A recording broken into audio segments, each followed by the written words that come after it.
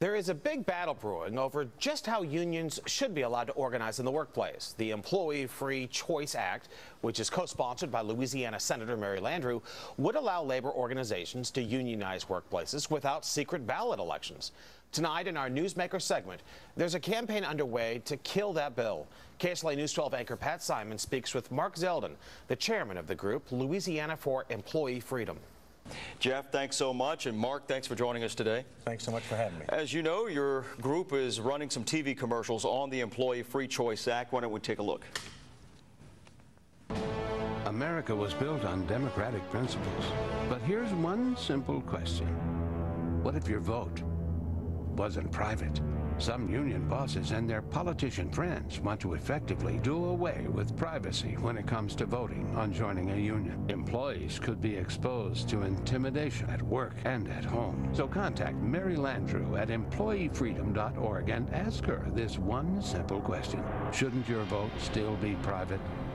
All right, let's talk about that. What would be wrong with an open vote? Why do we need a secret vote? Well, I think history shows that since unions have been able to organize in this country, that shifts were made back many decades ago to move it to a private ballot exclusively because there were abuses and there was a consensus that was the right way to go. It's been well established now for almost more than 60 years, and most people believe it's worked and served the country well, and we believe that it has, and it's a good process to allow people to collectively bargain. And what happens if this bill passes and becomes law?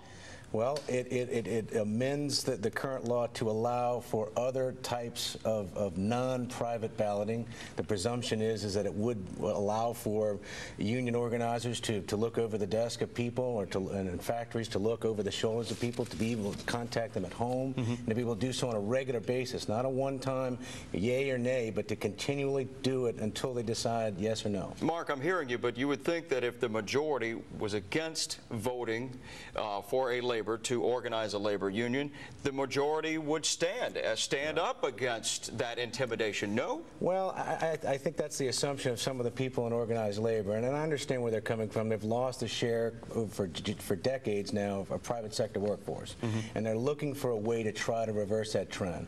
And I think history shows, and not just in the United States, but in other countries, when you take away the private ballot and move to a public ballot, that it becomes a majority rule and people looking over people's shoulders, and people aren't comfortable at voting how they actually feel and feel intimidated. Well, I've got to go along with these other folks because I've got these folks looking over my shoulder. If I don't do what they ask, you know, I can lose my job. Senator Mary Landrieu, whom you sort of targeted, I guess, or at least you used her picture inside that ad. She says she is for a fair process when it comes to voting. What's wrong with that?